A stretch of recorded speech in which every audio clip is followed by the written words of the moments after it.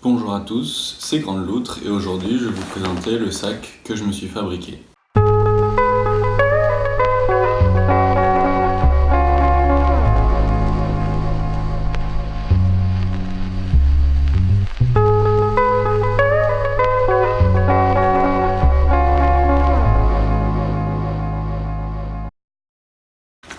Alors je vous présente mon sac parce que à la base je voulais faire un tutoriel pour montrer comment faire. Au final j'ai juste fait un retour un petit peu détaillé sur randonnée léger dans la section bricolage. Mais la vidéo c'était trop long à faire et puis comme c'était la première fois que je cousais, j'ai pas pris le temps de à la fois me mettre à fond dans la couture et dans la vidéo, donc j'ai fait au fur et à mesure et après j'ai filmé quelques passages mais c'était pas concluant, il n'y avait pas de fil conducteur. Donc je vais juste vous faire un petit retour. Alors ma réflexion pour faire ce sac là, ça a été que pour la HRP notamment que j'ai faite, je voulais un sac forcément qui soit léger, plus léger que mon Exos 48 que j'avais qui faisait un peu plus de 1 kg, 1 kg 100, 1 kg 200 selon les accessoires que je laissais dessus. Je voulais quelque chose qui fasse un peu comme une veste de course, comme un vest pack on dit, mais qui à la fois avait une grande contenance et avait un peu les accessoires que moi j'estime nécessaires. Donc c'est pour ça que j'ai fait deux grosses bretelles comme ça qui font à peu près 10 cm de large pour vraiment que ça soit très confortable et ça l'est au niveau des épaules, ça a été très confortable. J'ai chargé jusqu'à 10 kg et même à 10 kg ça restait confortable. Je pense que c'est pas possible de faire beaucoup plus que 10 kg parce que vous voyez en fait il n'y a pas de ceinture ventrale, c'est uniquement des petits lassages sur les côtés qui se règlent pour que ça soit bien tenu. C'est de la sangle en 25 mm, mais voilà, il n'y a pas de report sur les hanches, c'est vraiment toutes les épaules qui portent et un petit peu les côtes, si on serre les sangles latérales. Mais voilà, c'est les épaules, donc je me suis attelé à faire des épaules très confortables avec toute une série de poches. Donc pour la poche gauche, souvent moi je mettais mes snacks. Vous voyez, il y a un petit trou parce que les ronciers pour descendre à l'os des isiles sont assez épineux. Donc dans cette poche là, c'est la bonne taille pour mettre 3-4 barres, voire plus, même 5 ou 6 barres. C'était pas mal. Ça c'est une poche qui fait 10 cm de large et 10 ou 15 cm de haut. Voilà, pour ceux qui veulent se faire un sac aussi. J'ai fait la même chose de l'autre côté, mon téléphone rentrait nickel dedans. Donc pas de souci. Ensuite j'ai fait deux poches qui sont un peu plus lâches au niveau du haut, donc un peu plus larges mais de la même largeur en bas, qui font elles par contre 20 cm de long pour deux bouteilles. Donc c'était nickel, moi j'avais deux bouteilles de 600 ml et c'était nickel, elles étaient bien à ce niveau là. Là, je vais mettre le sac, même s'il n'est pas chargé.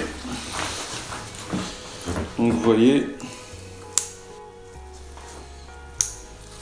j'avais mes bouteilles à portée de main toujours, les deux bouteilles de 600 ml et après j'avais juste à alterner, remplir, etc. Ensuite sur les épaules ici, c'était pas mal d'avoir deux poches zippées mais finalement je m'en suis pas énormément servi.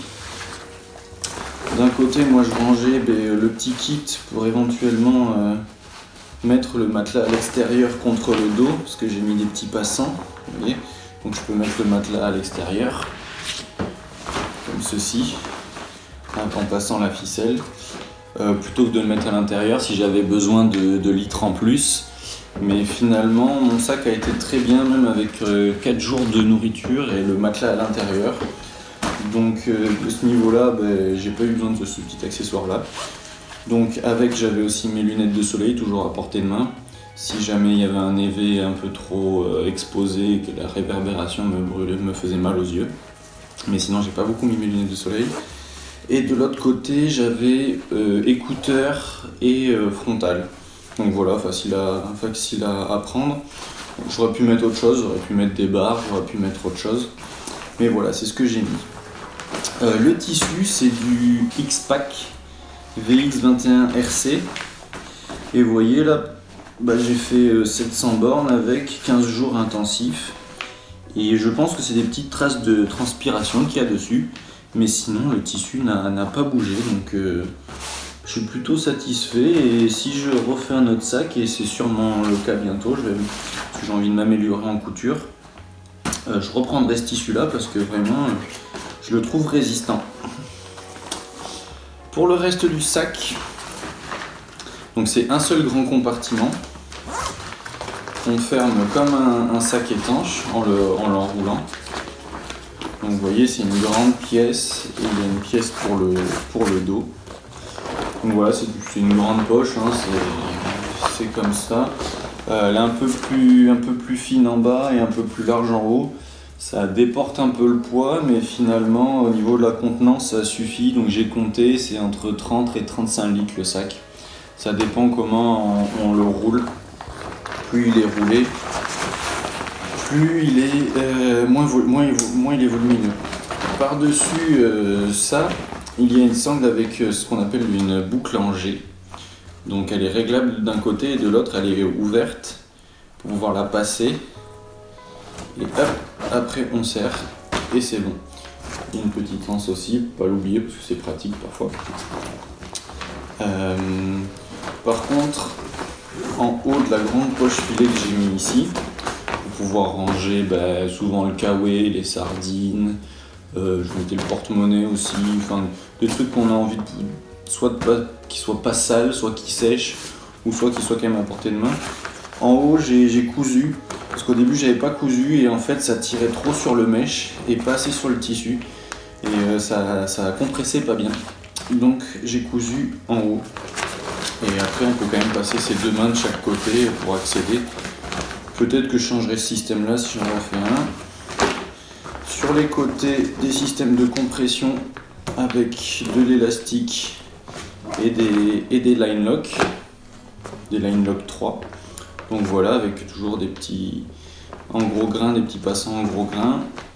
Les poches pour les bouteilles ou autres sur les côtés qui font à peu près 15-20 de large sur 15-20 de haut. C'était suffisant pour une bouteille. Si on veut mettre deux bouteilles, il faut les faire plus larges. Mais bon, moi j'avais qu'une bouteille à droite. Et à gauche, j'avais un pot de pâte à Milka, ma pelle pour les toilettes et mon filtre. Voilà. Et enfin la poche en dessous, que j'ai pas très bien faite, donc elle est pas super accessible. Donc ça sera amélioré pour les prochains sacs. Mais sinon, souvent ce que je mettais, c'était... Au début j'avais mis le kawaii parce que je pensais que j'en aurais souvent besoin du kawaii. Finalement non. Donc quand j'avais souvent à enlever et mettre les crampons, les micro-crampons, je les mettais là. Je pouvais mettre aussi de la nourriture. Enfin, je pouvais mettre tout plein de choses. Parfois je mettais rien aussi. Des choses que j'avais envie de pouvoir avoir à accès rapide ou qui sèchent, comme les crampons. J'avais mis ça, c'était pour soit les bâtons, soit pour le piolet. Finalement j'ai pas pris de piolet. Et les bâtons, je les avais soit à la main, soit finalement je les mettais sur le côté avec les bouteilles ou avec le filtre coincé dans les sangles de compression et finalement c'était très bien comme ça. Petit tour, ensuite qu'est-ce que je pourrais dire sur le sac? Là, le tissu était très bien. Les bretelles, j'ai mis du mèche, du matelas. Alors le matelas c'est pas top, c'était du matelas Décathlon. Si c'était à refaire, je ferais autrement. Je pense que je mettrais juste deux couches de mèche 3D. Enfin voilà, pour un premier projet couture, c'était pas mal de conception, de réflexion et de recherche pour savoir comment bien assembler les tissus ensemble, etc. Savoir s'il fallait étanchéifier les coutures. Finalement, je l'ai pas fait, mais le sac était quand même bien étanche à doubler avec le sac Niloflume ou le liner. Si vous avez un grand liner ou des poches de compression étanches, c'était bien suffisant. J'ai pris des gros orages. Et finalement, j'ai eu qu'un tout petit peu d'eau à l'intérieur qui ne m'a pas posé de problème parce que tout le reste était protégé aussi. Sur le côté, ça tenait bien. Je peux courir avec un petit peu. Si c'est pas trop chargé, je le sens pas trop bouger. Donc vraiment, c'était pas mal. Comme je disais, pour un premier projet couture, c'est peut-être un petit peu compliqué. D'ailleurs, il y a des choses qui sont pas bien faites, mais moi, ça a plutôt bien marché. Après, j'ai reprisé un petit peu de temps en temps. Mais si c'était à refaire, je referais, je suis vraiment super content. Parce qu'en plus, comparé à un sac qu'on peut avoir dans le commerce qui aurait été aussi personnalisé, je pense que je suis à peu près à un cinquième du prix. Ouais, un cinquième ou un sixième du prix. Bon, après, je compte pas mon temps. Ça vaut cher aussi pour certaines personnes, mais moi là, vu que c'est du plaisir, je compte pas mon temps. Et voilà, et au final, j'ai quelque chose qui m'a parfaitement convenu, qui est totalement adéquat à mes besoins, parce que c'est moi qui ai défini le cahier des charges et qui a été plutôt durable. Je pense que je peux m'en servir encore pendant 2000 km. Je pense que je veux le faire peut-être en renforçant quelques coutures, mais sinon moi je suis très satisfait. Après, si vous voulez vous lancer en couture, moi je suis pas un expert, j'ai réussi à faire ça, mais je suis pas un expert. Peut-être que le mieux c'est quand même d'apprendre à bien faire des coutures, etc. Et après se lancer dans la conception. Donc, pour faire la conception du sac, ce que j'ai fait, c'est d'abord j'ai défini mon cahier des charges, savoir ce que je voulais, le litrage, les accessoires que je voulais mettre, quelle était ma façon de randonner, parce que je savais que j'allais pas beaucoup le poser, donc j'ai mis la poche en dessous et j'ai mis tout à disposition pour pouvoir ne pas m'arrêter, ou ne m'arrêter que 2 ou 3 fois par jour. Et le reste du temps avoir tout à disposition, l'eau, la nourriture, l'orientation, etc. Si vous aimez bien vous arrêter, mettez moins de poches et un plus grand compartiment par exemple. Donc vraiment le cahier des charges c'est la base. Et puis après, à partir du cahier des charges, mettre les accessoires là où on pense le mieux. Donc j'aurais pu rajouter quoi ? J'aurais pu rajouter des poches en haut, j'aurais pu fermer avec une fermeture éclair, même si moi ça me tente pas trop, ou avec un lacet qu'on ferme. J'aurais pu mettre des bretelles plus étroites, si jamais vous voulez, ou si vous êtes une femme, des bretelles comme ça va pas forcément aller parce que ça va vous appuyer sur la poitrine. Donc peut-être mettre des bretelles en S. Voilà, après si vous faites vous êtes un peu plus lourd que 10 kg avec nourriture et eau, il faut peut-être ajouter une ceinture de hanche pour déporter le poids. Mais bon, déporter le poids sur un sac qui n'a pas vraiment d'armature, c'est un peu compliqué. Même avec le matelas, je pense que le poids il faut vraiment bien bourrer le sac et bien le compresser. Donc peut-être mettre plein de sangles de compression pour pouvoir déporter le poids. Mais moi là, j'ai pas senti le besoin.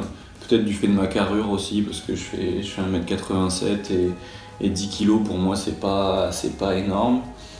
Voilà, donc bien définir vos besoins, adapter le sac aux besoins et après la réalisation. Je peux pas trop vous aider, mais il y a plein de tutos et de trucs super bien qui sont expliqués sur randonnée léger. Je peux pas dire mieux que ça. Sur internet il y a quelques vidéos aussi qui sont en anglais pour assembler les matériaux. Et le mieux après c'est de pratiquer avec des chutes, avec des morceaux de tissu, de voir la résistance, de voir comment ça s'emboîte. Ce qui a été très embêtant pour moi, ça a été le mèche extensible, de le coudre sur les élastiques. En plus c'était la première chose que j'avais à faire et c'est la chose la plus compliquée à faire. Donc vraiment heureusement que ma mère m'a aidé, mais il y a des trucs, il faut vraiment s'entraîner à le faire avant de se lancer là-dedans, parce qu'après on se retrouve avec des trucs pas super jolis. Bien penser à brûler le bout des sangles avant de les coudre, parce que ça aussi ça m'a fait défaut. J'ai dû découdre un morceau de sac pour brûler le morceau, bien le reprendre dans la couture parce que la sangle commençait à s'arracher. Et voilà, je sais pas si vous avez des questions, je pense avoir balayé un peu l'ensemble et avoir présenté mon sac. Mais si vous avez des questions, n'hésitez pas, j'y répondrai en commentaire. Et donc, pour ceux qui ne connaissent pas ce matériau-là, je vous le présente. La face extérieure, ça donne ceci. Vous voyez, un peu mat. Et la face intérieure, donc il y a des X pour éviter que ça se déchire. Donc si on fait un trou, normalement les X évitent que ça se déchire, donc on appelle ça du rip stop. Et ensuite il y a un film plastique transparent qu'on voit qui brille. Ça c'est pour l'étanchéité. Et donc vous voyez les coutures là. Rien qu'avec ça, j'ai assemblé les tissus et rien qu'avec ça déjà, Il y a très peu d'eau qui sont passées. Donc voilà, c'est pas parfait, c'est très amateur. Mais si je l'ai fait, vous pouvez le faire parce que vraiment j'avais aucune notion de couture. J'avais juste rapiécé des pulls au fil à l'aiguille pendant mon tour du Mans. Sinon, je suis pas du tout un expert dans les matériaux ou dans la couture. Donc j'ai tout appris par moi-même. Vous pouvez aussi le faire. Hop. Ça c'est pratique les sacs sans armature parce que je peux le retourner pour vous montrer. Il fait 500, un peu moins de 500 grammes et après avec la corde, le petit cordon élastique et le petit line lock là ou je sais plus quoi, ça fait 508 grammes au total. Chaque bretelle fait 150 grammes je crois, donc le reste après fait pas grand chose. Mais vous voyez, ça prend vraiment pas de place. Si par exemple je veux aller en voyage, et puis je pense que pour mon prochain j'améliorerai encore plein de trucs pour que ça soit encore plus léger et encore plus fonctionnel et surtout que les détails et les finitions sont encore plus jolies. Voilà, c'était la présentation de mon sac. J'espère que ça a plu à ceux qui me l'ont demandé. Et pour finir, je vous montre ma petite fierté. Je me suis fait un pull et un t-shirt, donc j'ai pas là, mais je me suis fait un pull avec le logo de la HRP. C'est un logo qu'on a fait pour moi, ça c'est pas moi qui l'ai fait, c'est une professionnelle qui l'a fait. Et donc voilà, j'étais assez fier de pouvoir porter les couleurs de la HRP. Et voilà, bon c'est pas commercialisé, mais on sait jamais s'il y a beaucoup de demandes, peut-être que je lancerai ma ligne de la HRP, on sait jamais, on peut rêver. À la prochaine!